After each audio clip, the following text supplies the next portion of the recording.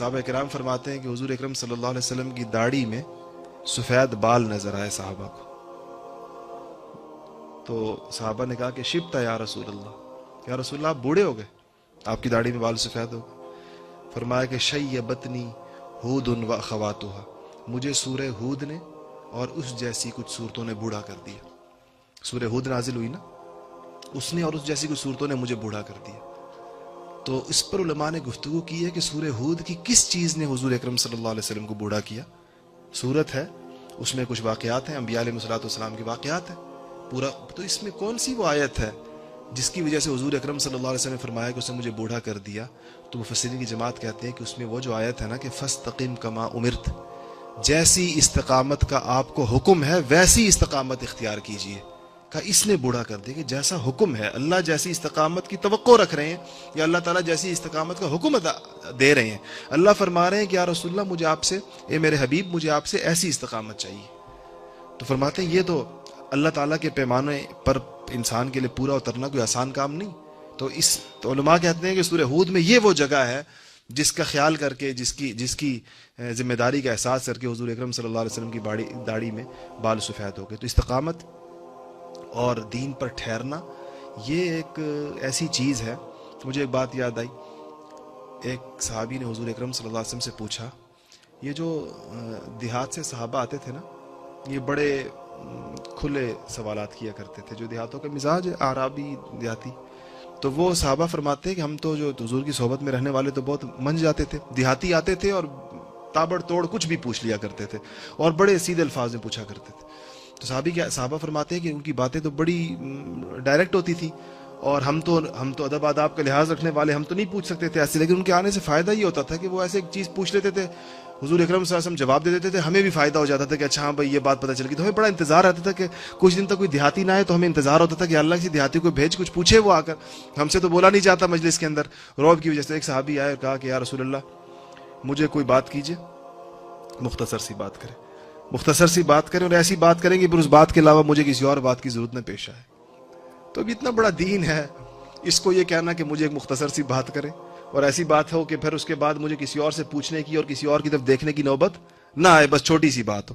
تو حضور اکرم صلی اللہ علیہ وسلم نے فرمایا کہ قل آمنت باللہ فاستقم, 4 لفظ فرمایا بس. کہا کہہ دو کہ میں اللہ پر ایمان لایا اور اس پر ڈٹ جاؤ بس. پھر قل آمنت باللہ, کیا کہو, ایمان لایا اللہ پر, فاستقم پھر ڈٹ جائے اس کے اوپر, پھر اب اس پر ڈٹ جائے بس. یہ وہ مختصر سی بات فرمائی کہ اس کے بعد انسان خود سمجھتا ہے کہ اب اللہ جل جلالہ چاہتے کیا ہیں مجھ سے. اور استقامت یہی چاہتی ہے کہ جو کچھ اللہ تعالیٰ چاہ رہے ہیں, جو کچھ اللہ تعالیٰ چاہ رہے ہیں اس کے مقابلے میں آپ نے کسی اور چیز کو ترجیح نہیں دینی, اس کے مقابلے میں پھر آپ نے کسی اور چیز کی طرف دیکھنا نہیں ہے.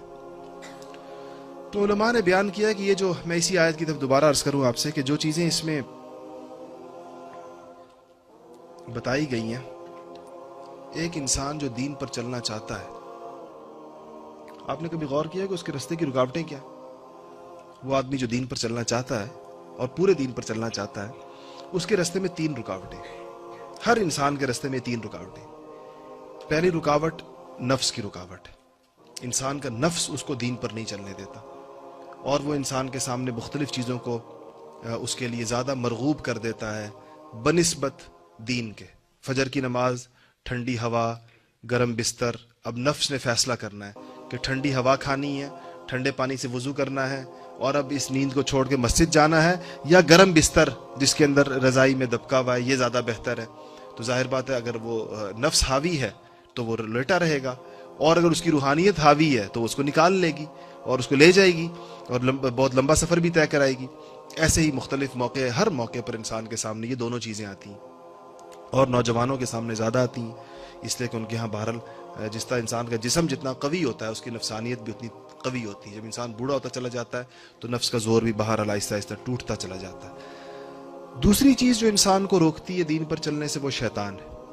حدیثوں میں بالکل واضح آتا ہے انہ یجری کمجری الدم, کہ وہ آپ کے جسم کے اندر ایسے گھومتا ہے جیسے خون گھومتا ہے آپ کے جسم میں, اور مختلف موقعوں پر وسوسے ڈالے گا, بہکائے گا, چیزوں کو مزین کر کے پیش کرے گا. شیطان کے بارے میں آتا ہے کہ وہ چیز دیکھیں, آپ سے جھوٹ بلوائے گا تو یہ پہلے آپ کے دل سے جھوٹ کی قباحت کو کم کرے گا, کہ آپ میں تو مصلحتاً بول رہا ہوں, میں تو یہ جھوٹ اس لیے بول رہا ہوں کہ اس کا فائدہ یہ ہے, اس سے کسی کو نقصان تھوڑی ہو رہا ہے. مجھے ایک صاحب کہنے لگے, کوئی بات میں نے ان کو سمجھائی تو مجھے کہنے لگے کہ میں جھوٹ بولتا ہوں مگر ایسا جھوٹ بولتا ہوں جس سے کسی دوسرے کا نقصان نہ ہو. جھوٹ کی وہ قسم جس میں دوسرے کے نقصان والا جھوٹ نہیں بولتا. تو میں نے کہا آپ کا اپنا نقصان تو ہوتا ہے ہر جھوٹ میں, کسی اور کا ہو یا نہ ہو, اپنا نقصان تو ہو گیا. تو بالکل وہ سمجھ رہے تھے کہ جھوٹ کی یہ قسم اس میں داخل نہیں ہے کہ جس میں کسی کو نقصان پہنچانے والا جھوٹ کہتے ہیں. میں نے کبھی نہیں بولا, ویسے جھوٹ بولتا ہوں. تو یہ شیطان مزین کر دیتا ہے اعمال انسان کے سامنے, یعنی خوشنما کر کے پیش کرتا ہے. تم تو یہ اس مقصد کے لیے کر رہے ہو. تو ایک ایسی نوجوان آتے ہیں میرے پاس, تو میں نے اپنی باتیں بتاتے ہیں, تو میں ان کو تو ان کا کہ نہیں, میں اصل میں ان کی اصلاح کرتا ہوں. اصلاح کی نیت سے میں نے کچھ تعلقات رکھے ہوئے, اور میں ان کو اچھی باتیں بتاتا ہوں, اور میں ان کو دین کی باتیں بتاتا ہوں, اور میں ان کو یہ کہتا ہوں اور میں وہ کہتا ہوں. تو میں ان کو روکتا رہا, اور ان کو اس اصلاح کے, اس مصلح اور مرشد کے منصب سے کہ آپ جہاں پر اپنے آپ کو فائز سمجھ رہے ہیں, خیر اس کے جو جن نتائج اور جن مہلکات کی طرف اندیشہ تھا ان کو وہ پیش آئیں چیزیں بعد میں. اور بعد میں انہوں نے مجھ سے کہا کہ آپ نے بالکل صحیح کہا. تو میں نے کہا یہ مزین کرنے کی جو میں بات کر رہا ہوں, نوجوانوں کو بھی مختلف چیزیں, جو چیزیں دیکھیں شریعت کا مزاج سمجھ لینا چاہیے, پھر اپنی مصلحت کو, اپنی عقل کو, اپنے خیالات کو شریعت پر ترجیح نہیں دینی چاہیے. جن چیزوں سے اللہ اور اس کے رسول نے روکا ہے, مجھے اور آپ کو اگر اس میں خیر نظر آنا شروع ہو جائے تو سمجھ لیجئے کہ شیطان نے میرے سامنے مزین کر دیا, شیطان نے میرے سامنے ایک پردہ تان دیا ہے جس کے اندر اس چیز کی برائیاں چھپا دی ہیں, اور اس کو مزین کر کے خوشنما کر کے میرے سامنے پیش کر دیا. یہ اس کا تجربہ بہت زیادہ ہوتا ہے, اور اس کے لیے بہت عجیب عجیب باتیں سجھاتا ہے شیطان. دوسری رکاوٹ دین پر چلنے میں شیطان کی آتی ہے, اور تیسری رکاوٹ دین پر چلنے میں وہ لوگوں کی آتی ہے. جو ہماری سوسائٹی ہے, ہم کتنے کام ایسے ہیں جو لوگوں کی وجہ سے کرتے ہیں. شادی بیاہ کی ساری رسومات لوگوں کی وجہ سے ہوتی ہیں, غمی کی ساری رسومات لوگوں کی وجہ سے ہوتی ہیں, گھر کا اپنا ایک خاص سٹیٹس, ایک سٹینڈرڈ, ایک خاص معیار لوگوں کی وجہ سے ہوتا ہے. تو بہت ساری چیزیں ہمارے معاشرے میں ایسی ہیں جس کو ہم یہ کہتے ہیں کہ لوگ کیا کہیں گے, لوگ کیا کہیں گے, لوگ. تو اگر آپ غور کریں گے تو یہ 3 رکاوٹیں, جو بندہ دین پر چلنا چاہے گا, آپ اس سے جسے نیت کر لی ہے, آپ اسے پوچھیں گے تو آپ دیکھ لیجئے, اس کے آپ عذر سنیں تو آپ ان 3 فولڈروں میں سے کسی ایک میں ڈالیں. یہی ہوں گے, یا نفس کی رکاوٹ ہوگی, جو انسان کی عادتیں ہیں, یہ نفسانی چیزیں ہیں, ساری عادتیں ہیں نا, انسان نے عادت ڈال لی ہے, یہ نفس کی عادت ہوتی ہے.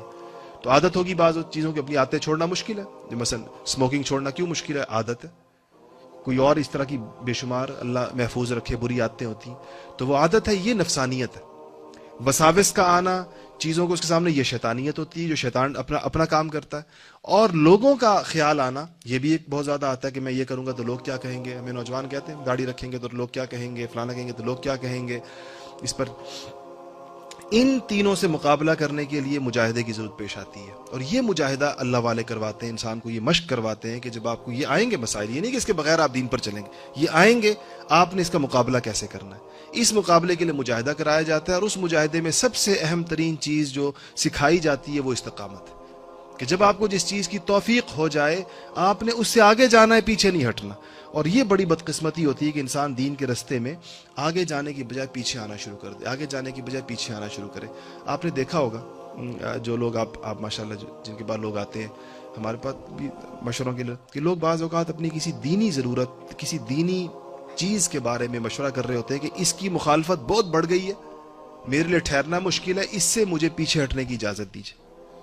کوئی ایک چیز ہے اس کے پاس, کوئی ایک عمل ہے اس کا, کوئی اللہ تعالیٰ نے اس کو کوئی توفیق دی ہوئی ہے, اس کا ماحول اس کے خلاف ہے, اور ماحول اسے کچھ اور تقاضا کر رہا ہے. وہ بعض اوقات ماحول کے زور پر کہ آگے ہتھیار ڈال دیتا ہے, پھر آگے مشورہ کرتا ہے کہ جی اگر میں تھوڑا سا پیچھے ہٹ جاؤں, میرا ماحول بہت مخالف ہو گیا اس چیز کے, میں اس کو تھوڑا چھوڑ دوں, کچھ عرصے کے لیے چھوڑ دوں, تو کیا اس کی مجھے اجازت ہوگی. آپ سے چاہ رہا ہوتا ہے اجازت, یا مانگ رہا ہوتا ہے اگر آپ اسے کہہ دیں کہ ہاں تم پیچھے ہٹ جاؤ, تو آپ یقین کریں کہ اس نے اب ریورس کا سفر شروع کر دیا. وہ ایک دن اس سے پیچھے ہٹے گا تو آپ دیکھ لیجئے گا, ایک ہفتے کے بعد اگلی چیز سے پیچھے, اگلی چیز سے پیچھے. اس کی بجائے اگر وہ وہاں ٹھہر جائے جہاں سے اس کو پیچھے ہٹانے کی کوشش کی جا رہی ہے, تو اس کے یہ استقامت ہے. وہیں ٹھہرنے کے بعد سفر پھر وہاں رکتا نہیں ہے.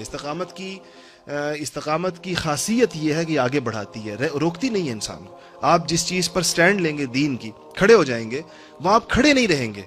یہ توفیقات کو, کہ جس کو جلب توفیق کہتے ہیں, توفیقات کو کھینچتی ہے, توفیقات کو آسان کرتی ہے، ایک چیز کے بعد دوسری چیز کی توفیق، دوسری چیز کے بعد تیسری چیز کی توفیق، چوتھی چیز کی توفیق۔ اور گناہوں میں بھی یہ خصوصیت ہے کہ ایک گناہ دوسرے گناہ کو کھینچتا ہے، دونوں جگہ یہ چیز ہے۔ زادتہم ہدا، قرآن میں آتا ہے نا کہ ہم ہدایت کو یوں بڑھاتے ہیں، ہدایت کی ایک چیز دوسری چیز کے لیے سبب بنتی ہے، دوسری چیز تیسری چیز کے لیے سبب بنتی ہے۔ استقامت کے اوپر آپ یہ جو آیت میں نے آپ کے سامنے تلاوت کی، آپ ذرا اس کے ثمرات کو دیکھیے کہ اللہ جل جلالہ کیا فرما رہے ہیں۔ ان الذین قالوا ربنا اللہ ثم استقاموا، پہلی بات کتنی عجیب ہے کہ تتنزل علیہم الملائکہ، ان کی یعنی ان کی اس سے سنیے کہ اگر اہل استقامت یقیناً وہ کسی موقف پر کھڑے ہیں، اگر ان کی تائید اہل زمین نہ کر رہے ہوں، وہ تنہا ہے وہ آدمی، تو اللہ فرماتے ہیں میں آسمانوں سے فرشتے اتاروں گا تمہاری تائید کے لیے۔ اگر تمہارا زمین پر کوئی حمایتی اور مددگار نہیں ہے صحیح موقف کے اندر، تم صحیح موقف پر کھڑے ہو اور تم تنہا ہو گئے ہو اور اہل زمین میں سے کوئی تمہارا ساتھ دینے کو تیار نہیں ہے، تو اللہ فرماتے ہیں گھبراؤ نہیں، تتنزل علیہم الملائکہ، میں آسمان سے فرشتے اتاروں گا تمہارے لیے۔ اور تنہائی کے اندر تمہیں کیا خوف ہوگا؟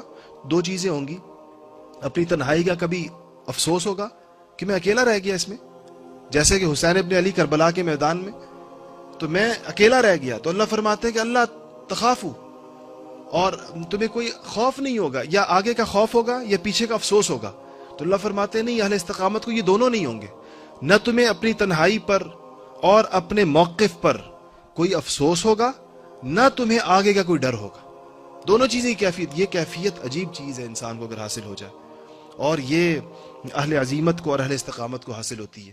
یقین جانیے کہ جن کو استقامت نہیں، ان کا دل ہمیشہ لرزتا رہتا ہے، اور کوئی نقصان سے زیادہ بڑی چیز نقصان کا خوف ہوتی ہے، یہ بات یاد رکھیے گا۔ نقصان بڑی چیز نہیں ہے، نقصان کا خوف بڑی چیز ہے۔ آپ اس کا کبھی تجربہ کر کے دیکھیں۔ آپ خدا نہ خواستہ اللہ نہ کرے، ایک ہے کہ آپ کہیں سے گر گئے تو چوٹ لگ گئی، وہ اتنی تکلیف دہ نہیں ہوتی، وہ جو گرنے سے پہلے کا جو منظر نہیں ہوتا، جو آپ نے آپ کو گرتا ہوا دیکھ رہے ہوتے ہیں، اور آپ کے خیال میں آپ کا پاؤں پھسلا اور آپ گئے اور اب گرے، وہ جو کیفیت ہوتی ہے وہ زیادہ خطرناک ہوتی ہے۔ ایسے ہے یا نہیں ہے؟ گر کر تو اتنا زیادہ کچھ بھی نہیں ہوتا، لیکن گرنے سے پہلے وہ جو ایک انسان پر قیامت گزرتی ہے کسی بھی نقصان سے پہلے، وہ زیادہ سخت ہوتی ہے۔ ہم ہمیشہ ہر اس کا اصول یہ ہر نقصان کا، تو اللہ فرماتے ہیں یہ اہل استقامت کو نہیں ہوگا۔ اللہ تخافو، نہ خوف ہوگا، نہ ان کو حزن ہوگا، نہ ان کو ملال ہوگا، نہ ان کو خوف ہوگا۔ وَأَبْشِرُوا بِالْجَنَّةِ، سیدھی جنت کی بشارت دے دی گئی ان کو۔